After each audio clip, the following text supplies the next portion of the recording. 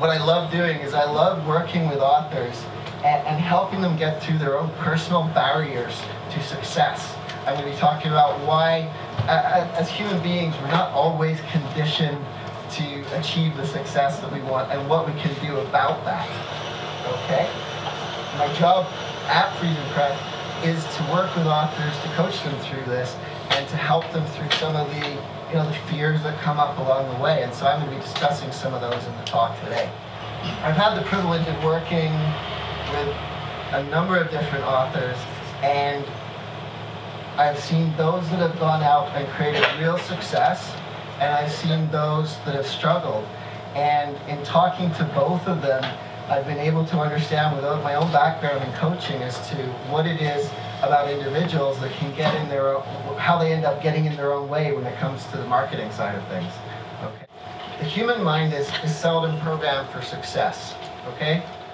And the authors that I work with who are the most dedicated to the success, who are getting the results, are the ones who are committed to their vision for their book, to sharing it, and who are willing to move beyond the obstacles that come within their way.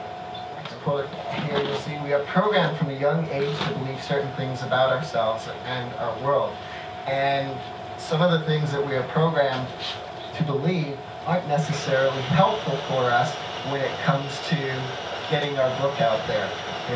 Over the years of working with people, hearing people where they were told that as a kid that they would never amount to anything, okay?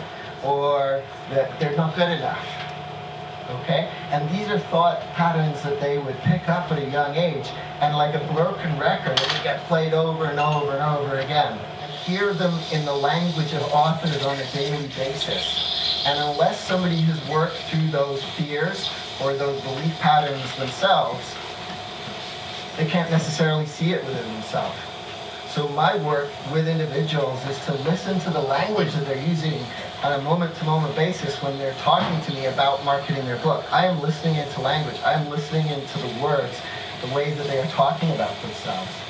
Because if there's any of these fears that are preventing them from moving forward, then we can address them now and make the whole process of moving forward a lot more comfortable. And one of the things that I do with my authors is I like to push them outside of their comfort zone. Okay? Because it's outside of your comfort zone when you're going to create new results. When it comes to these fears too, if these fears are unchecked, if we don't acknowledge them when we hear them, and I'm going to be sharing stories with authors as we move through this, people that I've worked with, and some of the common fears that come up for authors. If we're not debugging these, then we can end up sabotaging ourselves, sabotaging our progress. And when it comes to selling books, this is something that comes up for a lot of authors. And this is the great thing about promotion, is once you get to know how to do it properly, is you realize you don't have to talk about yourself all the time, but there is an element of needing to, because if you can think of your story when you're out there telling people it as benefiting others, it can change the things around. When it comes to selling, again, like with the self-promotion, can you get into that space of thinking, what's in it for these people here? What's in it for those reading my book?